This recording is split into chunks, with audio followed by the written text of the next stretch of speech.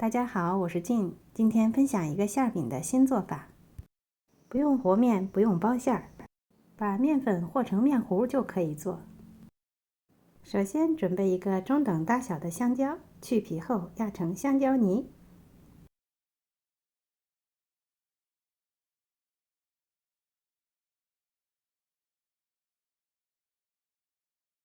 然后我们来调一个面糊，190克牛奶，加入150克糯米粉，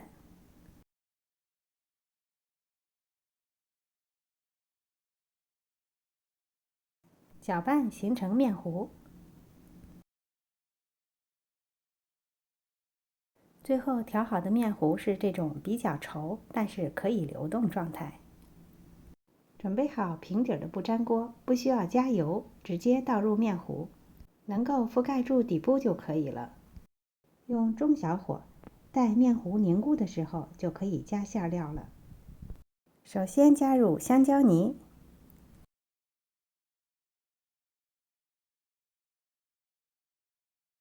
再铺入一层马苏里拉奶酪丝。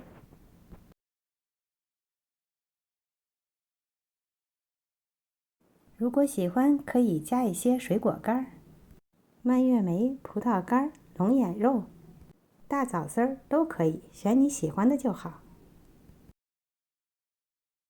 最后再倒入一层面糊，面糊要均匀地铺开，覆盖整个表面，不要太厚，薄薄的一层就可以。待稍微凝固的时候，就可以翻面了。翻面后，继续中小火烙制，烙至两面金黄就可以出锅了。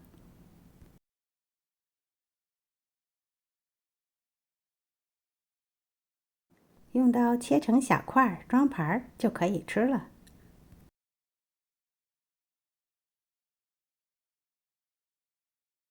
软糯香甜。如果喜欢，表面可以撒一些椰蓉，更好吃。椰蓉选用原味没有加过糖的，这样我们整个馅饼的配方完全没有加糖，甜度只来自香蕉的自然甜，所以吃起来完全没有压力。软软糯糯的饼皮，包裹着香甜拉丝的内馅儿。做法这么简单又好吃的馅饼，你喜欢吗？今天的视频就到这里了，谢谢您的收看。如果喜欢我的视频，别忘了点赞、分享和订阅我的频道哦。我是静，我们下次再见。